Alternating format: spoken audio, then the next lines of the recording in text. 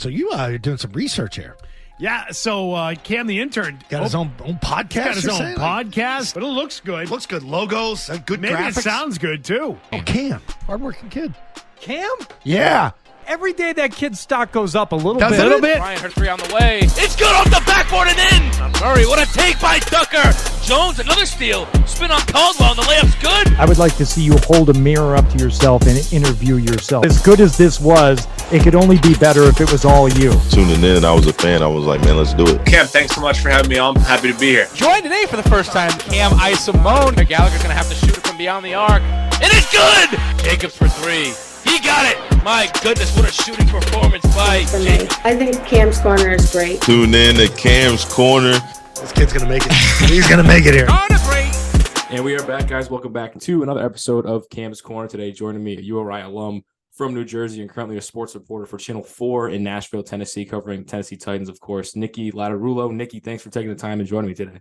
Yes, thanks for having me. I always like to talk to a fellow roadie round.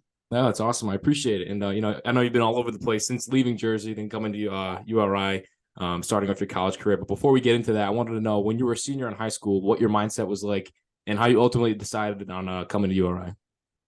So I always knew from a young age that I wanted to be a sports reporter because I loved Kim Jones, the Yankee clubhouse reporter, but I wasn't really sure how to do it because I feel like this is an industry where no one really tells you which way to go. It's not like if you're a finance major, you're just like, okay, go and then graduate and then you'll get a job. It's just like you graduate and then you kind of have to make it for yourself. So when I was in high school, I just kind of knew I wanted to do that, but I didn't pick a school based on what I wanted to do, which I probably should have. My mom really wanted me to go to Syracuse because they have good broadcasting, but I was like, no, I really just liked URI. I liked the campus. I liked the area. It wasn't too far from home. And I knew they had a communications major, which now I know is not the same thing, but I wasn't really at that time knowing what the difference was. So I was just a communications major. I went totally not even thinking about what I wanted to do in the future. And then my freshman and sophomore year, I was just taking the basic communications classes. So when I graduated high school, I was just thinking, okay, I want to be the next Kim Jones, but I was not taking that into account when I picked my school, honestly. Right. So when would that kind of come into play? When did your mindset kind of click once you were at URI, all right, this is what the kind of path I have to go down and this is what I want to get into? So my sophomore year, I remember I went to the advisor and I was like, okay, what classes do I need to take? How do I do stuff in the studio? Because we had a very rundown studio. It just wasn't, it's in the same place the studio is now, but that's brand new. So she was like, we don't have any of that. You should probably transfer because I don't think we have what there is to help you. And I was just like, okay. So I remember going back to the 80 Pie house, crying to my roommates. And they were like, you're not transferring. Like, just figure it out. So I switched my major to journalism at that point, the summer going into junior year. And then I got an internship at ABC 6 in Providence, but it was someone knew someone from home and just got me the internship, but it was in the engineering department. So I messaged one of the reporters on Facebook and she just said, let me talk to my news director. I'll try to see if I can squeeze you into the news department. So that one girl, Kirsten, who now works in Boston, basically just put me on the path. And I was a news intern that summer and I lived in Rhode Island at my grandparents' house. And then I went back my junior year and I was like, okay, I know what I want to do. I do not want to do news. I want to do sports. And I just went to URI. Oh, this is Gino. I have the same kind of dog. That's so crazy. I went to the URI athletics department. I was just like, how do I do something with you guys? And they were like, we don't have any options. You should go to the 5-cent cigar. So I went to the cigar and realized I didn't want to do newspaper writing. I wanted to do on air. So there's one girl, Jessica Pace, who created a URI student newscast. She's now a producer in Long Island. She was like, okay, just start a sports segment. Who cares if we've never done it before? So we went into that rundown ratchet studio at 8 a.m. and did it ourselves, edited it ourselves. And then Shane, the URI men's basketball and football SID, he was one that was like, why don't you just come and do videos for the athletic department? We can't pay you or give you credits, but we could post them. So I just started going to the games and borrowing the equipment from the Harrington Hub, which now I think they actually have equipment, but I was borrowing stuff from the film school. And then they ended up ordering me equipment and I made a mic flag online and I just did whatever I thought would look good for social media to post and just get reps. And then it just ended up working out. But I was just a journalism and communications major. So everything that I did kind of was like myself. It wasn't really anything with my classes or anything. That's crazy to hear because now it looks like so brand new. Like this is my first year here because I went to Rhode Island College down in Providence, my freshman and sophomore year, and then I transferred because I heard the program was so good. So many students were doing so many good things. So I was like, if I want to get into that business, it looks like it looks like a good school to go to. Looked much better, and they started to build the studio when I was still there, but it wasn't done. And then they launched the sports communications major when I was a senior. So I couldn't take the 100 level classes at that time, but it's definitely on the up, which I love to see because I feel like I kind of helped push it in that direction because people were like, okay, I want to do what she was doing. How'd you do that? And I was like, I just did it myself. Yeah, So, like along those like same lines too, like you talk about Shane and people like that, like connections, that goes a long way in the industry and stuff like that. So I guess kind of talk about like the internships too, like kind of like what kind of connections helped you throughout college, kind of get like you off your feet and going maybe towards like your junior and senior years. Yeah. So I had that internship in Providence going into my senior year, which was news. And that's kind of just where there was this one anchor, John, I don't know if he's still there. He was like one of the main news anchors at ABC6. And he was like, you need to go do stand-ups. Like when you go out with the reporters, just do a stand-up just because you're going to be horrible at first, basically, but just get used to it. So I did so many random stand-ups that were news related. And then I kind of just saw how the industry worked through that internship. And then my fall of junior year, I interned at Channel 12 in Providence, and Yanni Caracas, he's now in Florida, and Ruthie Plinsky, she's in Miami. They kind of like helped me, and I went to like Friday Night Football. Then I went to Patriots every game, every practice that they went to, it helps me now because now I'm covering the NFL, so I kind of knew how it worked a little bit before. But they were always like making me do stand-ups and like critiquing me and helping me, and I learned how to shoot and edit and stuff with them. And I still talk to them. Like they helped me when I was looking for a new job. I was like reaching out to them. What do you guys think about this? Like, how's this pay? Should I be asking for this or that? It's just good to know people that are above you in the industry that have already went through the early markets. And then the next semester I interned at Channel 10 in Providence with Joe, Kayada, and Frank. And they helped me. That was more like in studio stuff, wasn't as like going out and doing things at games, but Frank would let me come in whenever I wanted and do anchor reels, like just read his sportscast in the studio, which really helped because I had never been in a studio because we didn't have one. And then the summer going into my senior year, I did ABC7 in New York, which was like, I was mostly logging and stuff. Like it was kind of busy work, but just being in the #1 station in the country and going to like Yankees with them and Jets and Giants, that was really cool, especially being from there. It was kind of like surreal, like just going into the Yankees locker room. I was like, how is this even allowed? Like, how am I doing this? And then Ryan Fields, the sports anchor there, he really helped me, and I still talk to him all the time. Like he's a really good connection. So just going into an internship and becoming like friends with the reporters and the anchors helps because you don't know where they're going to go next, and they might know someone in a market you want to go to, or they might have worked with someone. So it all just like the industry is way smaller than it seems. So it's good to just connect with everybody and always like get contacts when you go to places.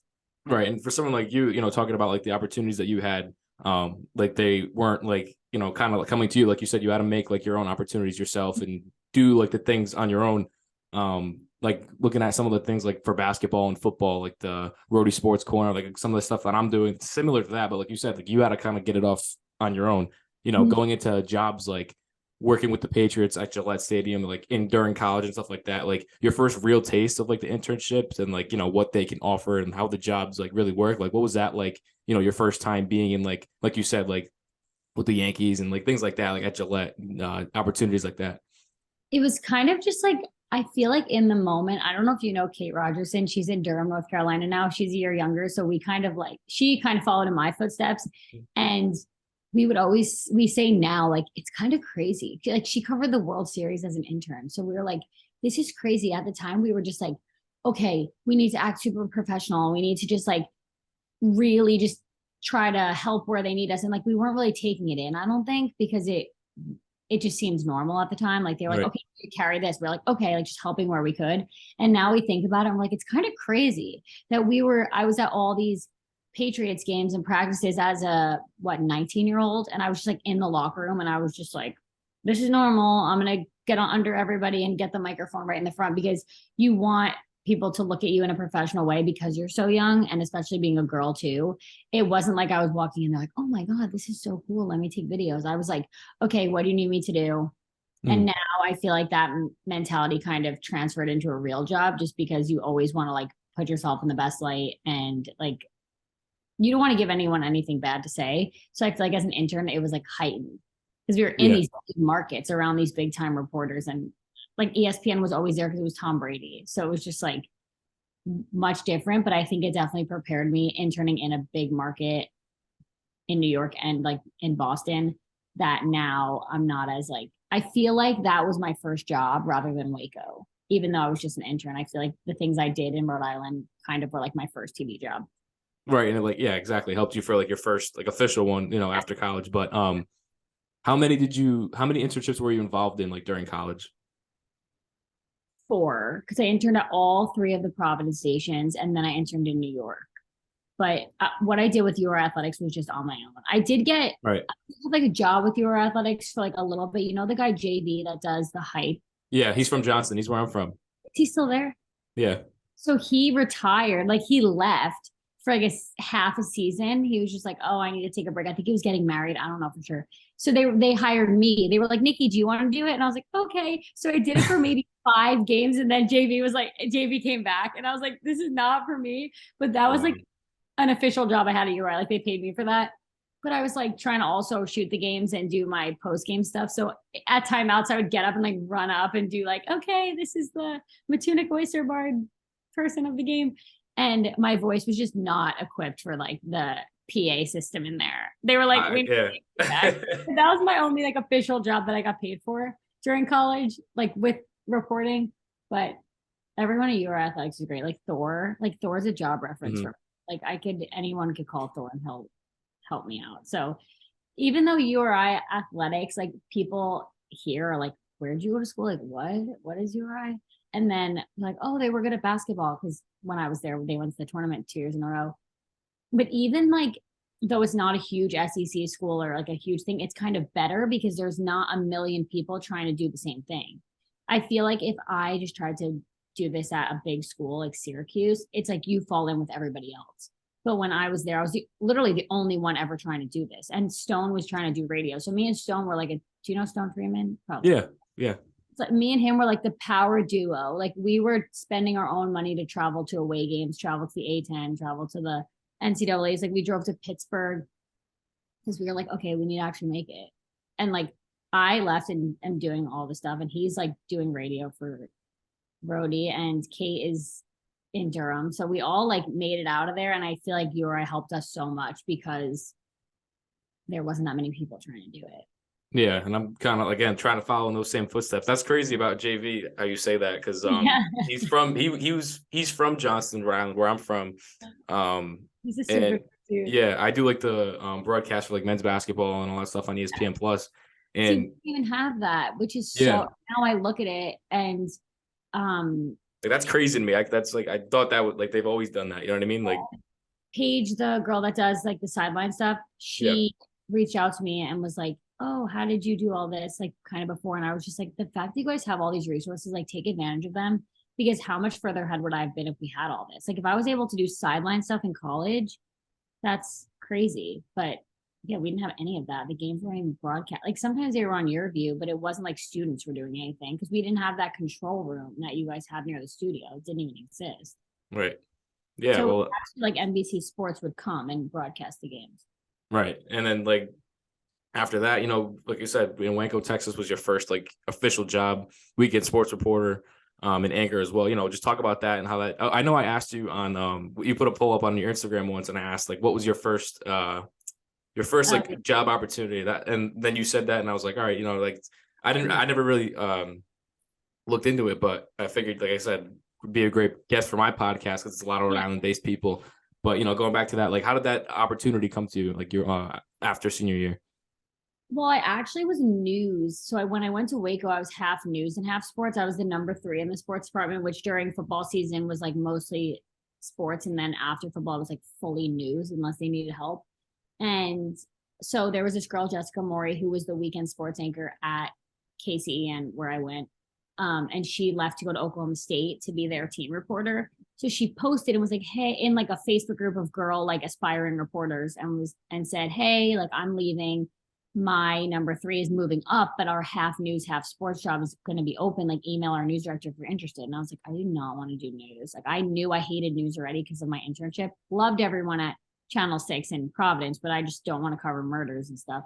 So I emailed the news director and he was like, yeah, it's open. And it just seemed like the best opportunity because I had gone to a small market in North Carolina and I went to a small market in upstate New York and a small market in Louisiana. And I literally, no shade, I just was like, I'm not moving to any of these places. Like there wasn't even like a big city close to any of them. And it was just like, Louisiana was just so culture shock. Like I was like, I can't go here.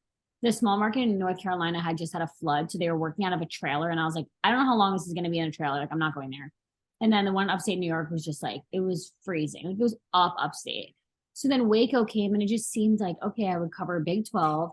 I would cover, and none of the sports at Baylor were good at the time. When I first took that job, like football was still having like turnover from Art Briles. Matt Rule had like just got there. Basketball, men's basketball was like, okay. Women's basketball was like the only really good thing. And I was like, okay, it's close to Dallas and Austin, like an hour from both. Like it's a good place and it's half news, but whatever. It seems like the best place financially. Meanwhile, they were paying me $30,000. But like at the time when you're taking a TV job, like you think that's a good amount, which it's not. So don't settle for that.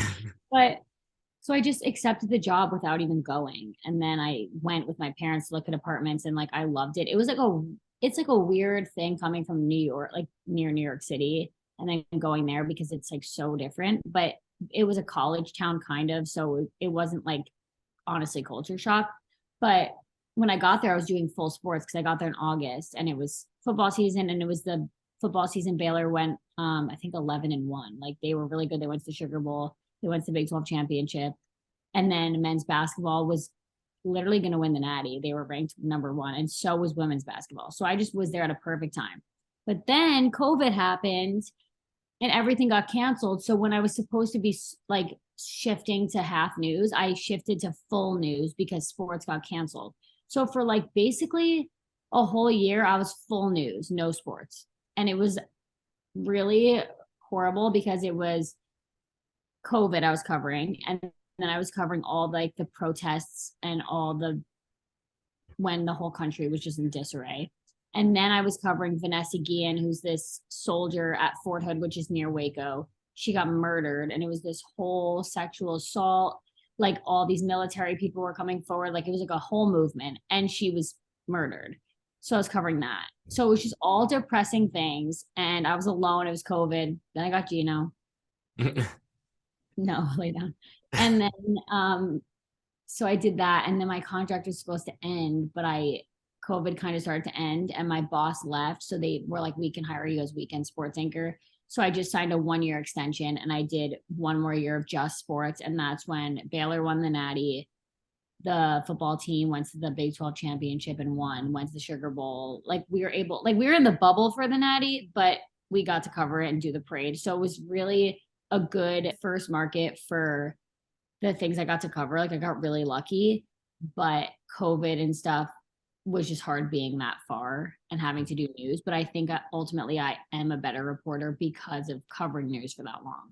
Right. And I was going to ask you like a hardship throughout your career. It's probably like one of like the, probably that. Yeah, the stints like in the, the journey and things like that. But also like, you mentioned a lot of like cool experiences you had in Texas, but like how long was it until, the job opportunity for Tennessee came in Nashville for the Titans? So my contract was up originally in, I think it was August of 2021. My contract was up. So I extended until May 2022. I didn't extend like a huge contract. So I wasn't even there 3 years. I was there like a little less than 2.5 years. So once my contract started, I was like 6 months out. My agent was like looking for not national, but like jobs out of local.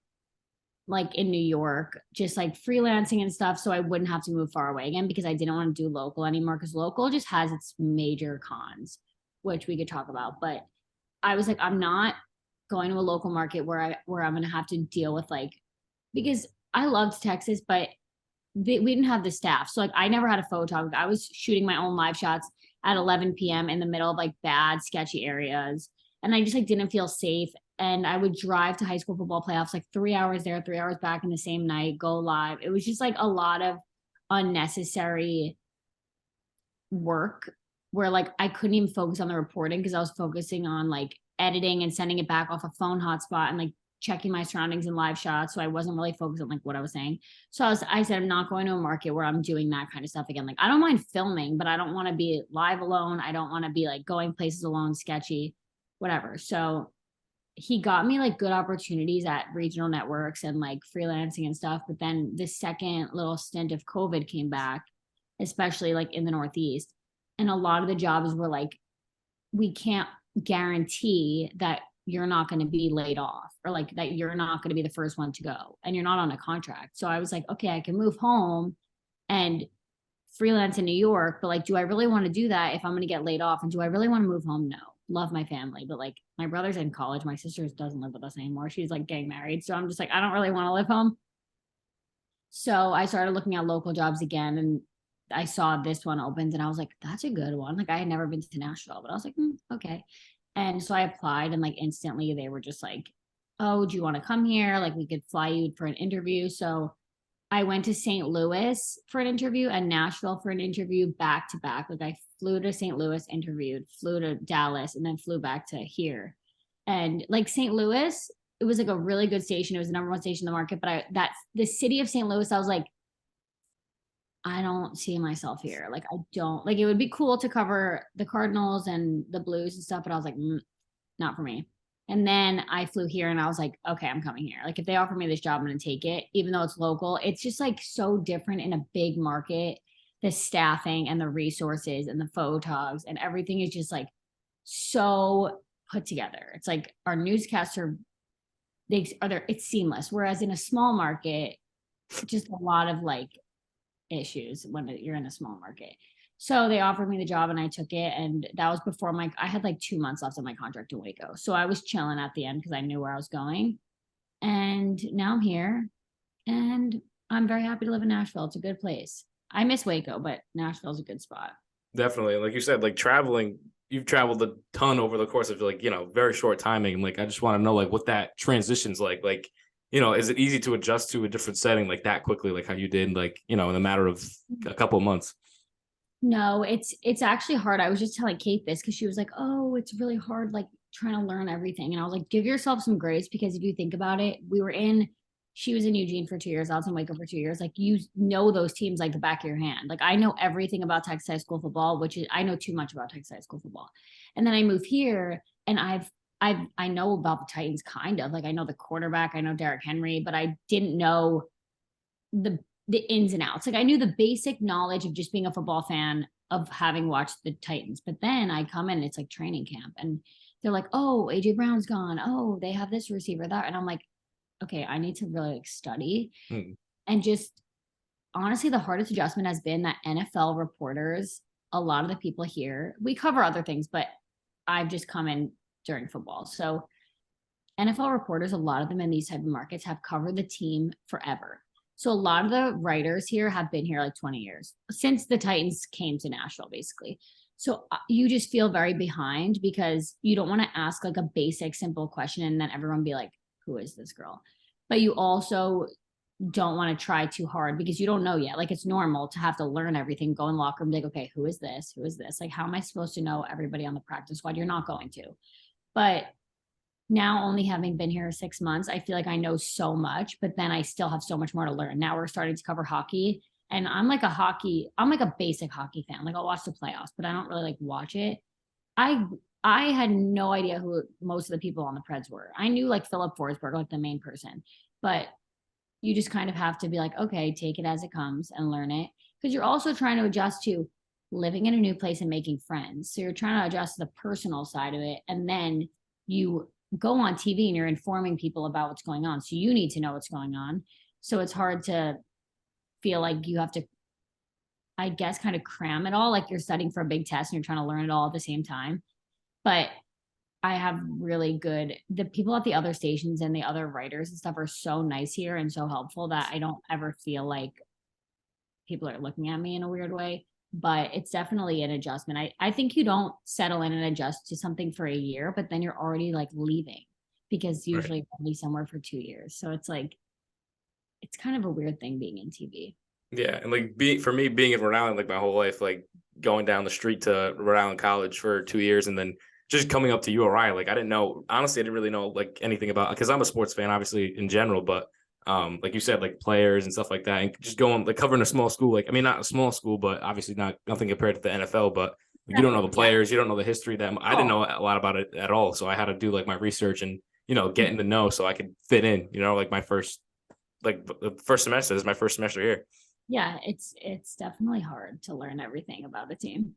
Yeah, but that's part of the business, and it's been obviously benefiting you in your favor. So like talking about like this season now, Titans are 7-4 now. Last week they lost to the Bengals and stuff like that, but you're at every home game, and I want to know like about like preparation now. This is like your first year with the Titans. Like, what are your duties besides like reporting?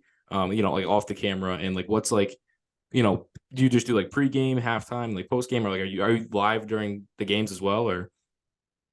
So we have a show this year, Titans Game Day. It's new for our station, so it's a pregame show from 10 to 10:30 a.m. every Sunday. Even if the Titans play like during the week, we still have it. And I just do the sideline stuff. So the main sports anchor is at the desk with the voice of the Titans and the color person for the Titans, but he was a coach for the Titans for a while, so he's like the analyst type of guy. So they do like the talking about the game, breaking it all down, and they'll just toss to me and I'll just do live shots from the sideline. So that's at home games. And then away games, Chris, the sports anchor, will go to some of them. Like he's going to Philly this week, and then I'll just be in studio anchoring. But we'll still do the game day show. They'll just toss to me in studio. But like for Kansas City, it was Sunday Night Football. So we're NBC. So we all went and we did the show live, and then we were live after the game on the field. The games aren't on our air. Usually they're on CBS. So during the game, I'm just in the press box, like logging it. And then I just go down and do podium and locker room after. And then I'm live at 5 and 10. If it's a late game, I'll go back to the studio or I'll record something for 10. But my boss and I rotate home games. So we'll both be at the games for the pregame show. And then if he's doing the game, I'll leave and go in studio for 5 and 10. Or if I'm at the game, I'll be live at 5 and 10. Record something for 10. But like during the week, so I'm off Mondays and Tuesdays during football, and then like tomorrow I'll go to Titans and do presser and locker room and shoot practice, and then Thursday same thing, and then what are you doing? And then Friday they have like some, like Coach Vrabel doesn't avail, but we've been doing high school football, so we don't go on Fridays. But now that high school football's over, we'll probably be there on Friday. So mostly we're doing all Titans right now, but we still have like sprinkles of high school football, Preds, Nashville SC, the MLS soccer team. We covered those games when they were home and stuff. So we do everything. Just my day-to-day totally changes every time. It's never the same. Yeah, and like talking about similar how we did about like your first opportunities with internships, like getting to see players and coaches up close, and the cool stuff like that. Like, what's it been like? Seeing like one of the best running backs in the NFL, and Derrick Henry, and just like players like of his caliber, come in to Nashville and stuff like that, like post games and probably pregame too, like during warmups and stuff like that. Yeah, it's just normal because I see them like. I'm at the Titans practice facility 5 out of 7 days a week. So it's just like normal. But the first time I went to the Titans, like, I think it was OTAs when I first got here, I was like, Derrick Henry's huge. Like, you can't tell how big he is until you see him in person. But that was like my only initial, like, wow, this is kind of cool. And then it's like normal. Like, I go into the locker room and there's not that many of us. It's like during games, more people come. But during the weekly practices, there's like 15 of us. So it's just like you kind of feel like you're on a friendly basis with the players and coaches because they all like everyone knows everybody. So it doesn't feel like anything crazy. Whereas when I went to the Chiefs, I'm a Chiefs fan. So we went to Sunday Night Football, Chiefs and Titans. And I was just like, this is kind of crazy. Like Pat Mahomes is walking right next to me.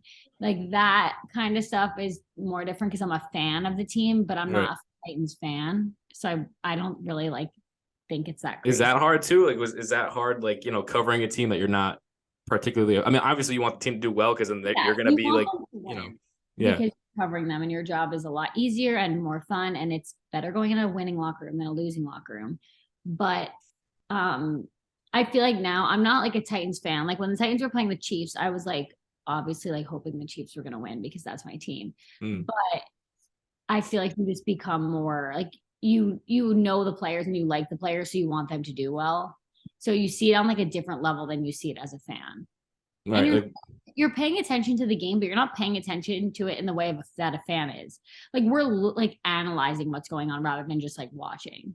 Right. That's what I've kind of learned too. Like I'm a basketball fan, like hands down, like all day. Love them, diehard Knicks fan, stuff like that. But it's like, covering a game, it's more so like you said, analyzing it and like what's going on to tell people this is what's happening, this is why this is happening, blah blah, and all that. So, but like when I had my first internship last summer in Boston at the Sports Hub, and that was when the Celtics were in the finals. So like being able to cover, like you said, like all the jobs that you had during like World Series and stuff like that, like, those are like the really cool moments that I feel like that's the coolest thing to take back when you look at it all at the end of the day. But kind of to close everything out, I feel like that's a great way to segue into like your favorite part of reporting. Like what's been your favorite part of it, and maybe like a memorable moment throughout the years as well. I love being at things. Like I want to be a sideline reporter. I don't want to be in studio. I don't really like being in studio. I love games.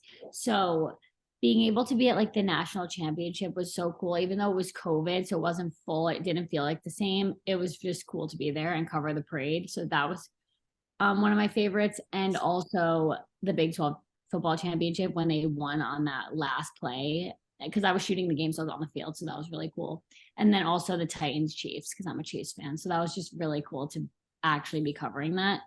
But it's definitely like sometimes I kind of have to like remind myself like, okay, I actually like used to dream about this and now I'm doing it. I need to like stop.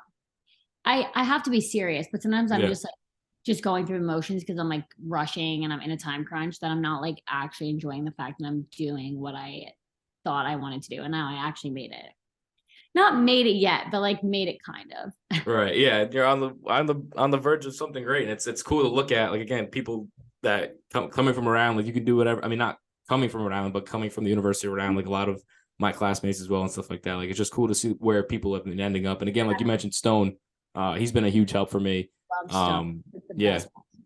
Like he gave me a lot of advice, like you said, like to travel to like 8-10 tournaments and just, spend the money to get those experiences because you never know when it's going to happen again. And you meet a lot of people. Like I met Allie LaForce at the 8-10 tournament and I feel like I could reach out and she'll like help me just because I went up to her and talked to her. Like a lot of the sideline reporters, I even now go up to them and try to talk to them because they've been through all this and they can give you the best advice. So I always try to network with the big national people that are there, or like the sports directors from the other market that have been there forever, because you just literally never know who anyone knows or who can be like, oh, she's pretty good. Like I'm going to keep my eye on her. And then down the line, they help you. Right. And again, Niki, I appreciate you taking the time. I know your schedule's been busy and stuff like that with the season. Titans have been playing great and, the top of the AFC South and everything like that. But again, like I said, I appreciate you hopping on. I just wanted to know what you think of Camp's Corner and who might you want to see in the future as a guest, if you know anybody. Oh, you should get Kate on here.